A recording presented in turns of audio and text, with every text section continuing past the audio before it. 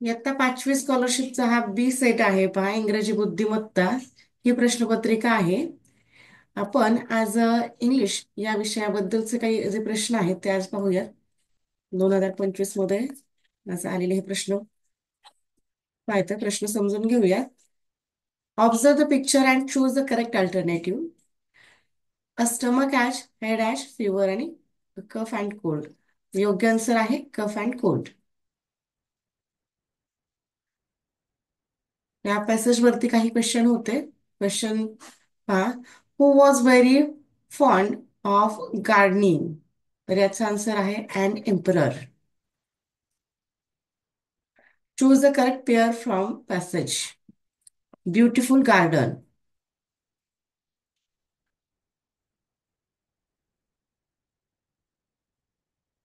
Choose the correct alternative to complete the sentence. The emperor enjoyed working in the gardens. हे याचं योग्य उत्तर आहे. Look at the picture carefully and select the correct alternative. पहा, चित्र पाहता समजतंय काय आन्सर असेल याचं. कशाबद्दलचं चित्र आहे, तर हा व्यक्ती म्हणत असेल I can't hear you. Next question. Question number 6. Choose the correct alternative of contracted from the complete sentence. वाक्य पूर्ण करायचंय, कोणता कॉन्ट्रॅक्टेड फॉर्म यामध्ये बसेल. तर पहा, यासाठी डोंट इथे योग्य पद्धतीने दिले. Don't throw the garbage here.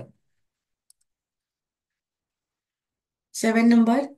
Choose the correct alternative for the given sentence. It is a quarter to 9. 8:45 वाजलेले दाखवायचे, मग 8:45 इथे योग्य पद्धतीने दाखवलेले आहेत. Next question. Question number 8. Choose the incorrect pair of rhyming words. चुकीची रायमिंग वर्ड्सची पेअर शोधायची आहे. टॉल, टेल ही रायमिंग वर्ड्सची पेअर होत नाही, बाकीच्या आहेत. Next question. Question number 9. Choose a sentence with correct punctuation mark. My brother live in Mumbai.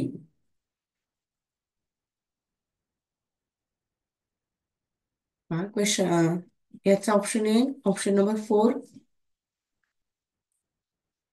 My brother lives in Mumbai. योग्य पद्धतीने लिहिलेलं आहे. Question number 10. Choose a correct alternative to make a meaningful sentence. अर्थपूर्ण वाक्य तयार करायचे.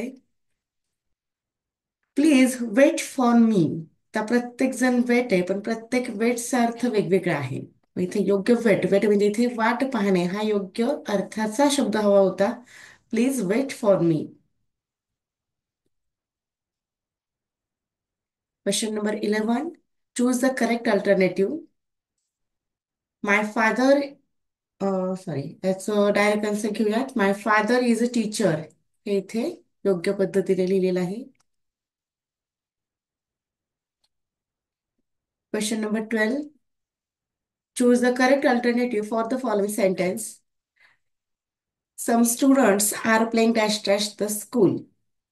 5 स्टुडंट्स आहेत, मग इथे काय हवं. योग्य प्रिपोजिशन इथे वापरता येईल आपल्याला. In front of. Some students are playing in front of school. काही मुलं शाळेच्या समोर खेळत आहेत. Next question. Question number 30. Rearrange the letters from the meaningful word. Choose the correct alternative. इथे या अक्षरांपासून एक अर्थपूर्ण शब्द तयार करायचा आहे. कोणता शब्द तयार होईल अर्थपूर्ण, तर शब्द तयार होतो flower. Answer number 3. Next question. Question number 14. Complete the word register. Pan, spoon, grinder, knife. बरं, आता किचन मधलं सर्व साहित्य आहे. संबंधित शब्द यांच्याशी संबंधित असणार आहे mixer. Option number 2. Question number 15. Choose the correct alternative to complete the sentence. आता योग्य अशी रिकामी जागा आपल्याला भरायची आहे. My friend is dash dash his mother in the kitchen. तर काय हवं? Helping. My friend is helping his mother in the kitchen. 16 number. Read all the sentence and choose the wrong one. आता इथे चुकीचं कोणतं वाक्य आहे ते ओळखायचं आहे. राजेश सिंग्स नियरली हे चुकीचं आहे यामध्ये. Question number 17.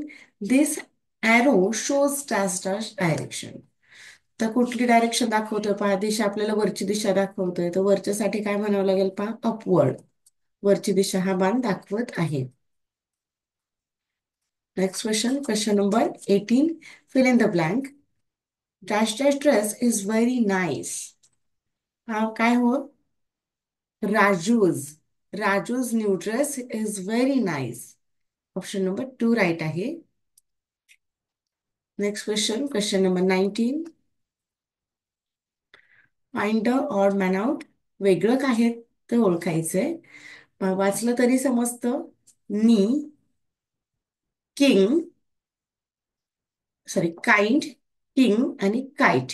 आता प्रत्येकाचा जो क आहे 2, 3 आणि 4 पर्याय या तिघांमध्ये केचा उच्चार कचा होतो. इथे मात्र णचा होतो. नी याला काय कचा उच्चार लागत नाही सुरुवातीला. हा नी आहे म्हणून तो वेगळा आहे. पुढचा प्रश्न पाहूयात. Choose the correct punctuation mark to the complete the sentence.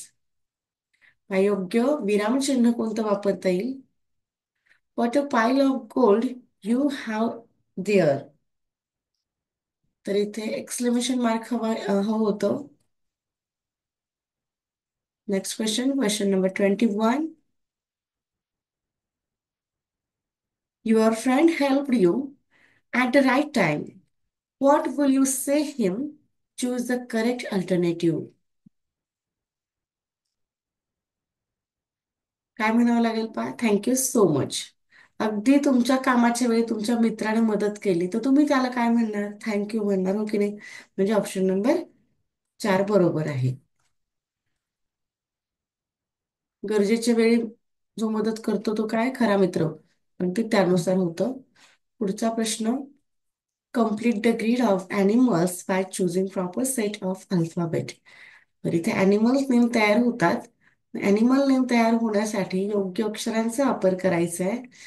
इथे पहा.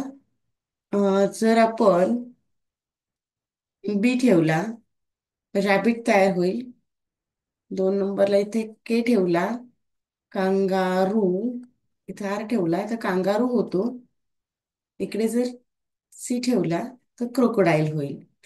मग असा बी, के, आर आणि सी ऑप्शन नंबर 2 मध्ये आहे. 23 number. Fill in the blank with the correct alternative. March is the dash dash month of the year. पहा मार्च कोणता महिना आहे? Third. March is third month of the year. Ordinal number इथे योग्य पद्धतीने यूज करायचा होता. Next question. Question number 24. Observe the picture and choose the correct shape. चित्र पाहायचे आणि याचा शेप नेमका कसा आहे तो शोधायचा आहे. मग याचा शेप कसा आहे तर रेक्टँग्युलर आहे. रेक्टँग्युलर हे याचं योग्य उत्तर आहे. शेवटचा प्रश्न आहे इंग्लिशचा. Choose the correct alternative that shows the action word. पाहता ऍक्शन वर्ड आपल्याला कुठे दाखवलाय तो पाहायचा आहे. यॉन म्हणजे जांभई देणे. ऑप्शन नंबर 4 हा राईट आहे. बरं. या व्हिडिओमध्ये आपण फक्त इंग्लिशचे प्रश्न पाहिले. या पुढचा व्हिडिओ पहा. यामध्ये आपण बुद्धिमत्तेचे सर्व प्रश्न स्पष्टीकरणासह पाहिलेले आहेत. याची लिंक तुम्हाला डिस्क्रिप्शन मध्ये मिळेलच. Okay bye.